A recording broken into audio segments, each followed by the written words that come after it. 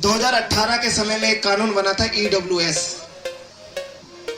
हमारा व्यक्ति 60,000 कमाए तो अमीर, दूसरे का व्यक्ति 8 लाख कमाए तो गरीब।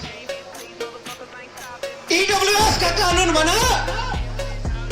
उस कानून के बाद मुझे पता लगा स्टेट कैडर में मात्र 85 वैकेंसी जो थी उनमें की 35 वैकेंसी चली गई, और जब 35 वैकेंसी जनरल में गई तो उसमें एक मेरी भी नौकरी गई। यानी कि मैं एससी में होने के बाद भी जो मुझे संविधान की बदौलत अधिकार मिलने थे वो अधिकार भी चले गए। उस दिन मैंने कसम खाई कि बाबा साहब अम्बेडकर का एक वॉल्यूम मैंने पढ़ा था कि समाज में जब तक शिक्षा का मतलब नौकरी पाना होगा तो समाज में नौकर पैदा होंगे, मालिक पैदा नहीं हो सकते।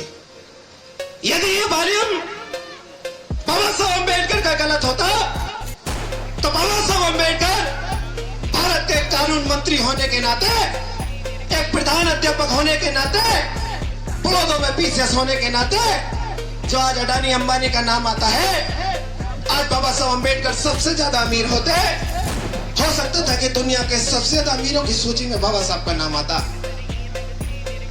मगर बाबा साहब अम्बेडकर ने उसको ठोकर मार दी, और ठोकर मारने के बाद बाबा साहब अम्बेडकर ने समाज का काम चुना, मिशन का काम चुना, और बाबा साहब अम्बेडकर ने नौकरी को लात मारकर हमारे लोगों के लिए सामाजिक लड़ाई लड़ी।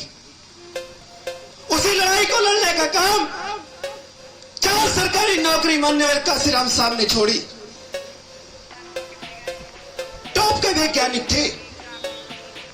जब मैंने महापुरुषों को पढ़ा कि ओरिजिनल ताकत तो नौकरी में नहीं है, यदि ओरिजिनल ताकत नौकरी में होती तो अरविंद केजरीवाल IAS की नौकरी छोड़ के राजनीतिक पटल पर अधिकार की लड़ाई नहीं लड़ता।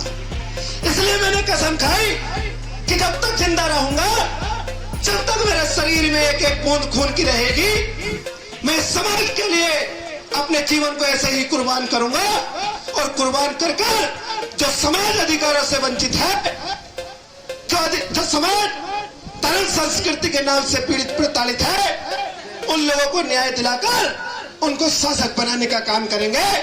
और इस जो लड़ाई लड़ी जाती है वो राज्य की विधानसभा, विधान परिषद और संसद और लोकसभा, राज्यसभा में लड़ी जाती है।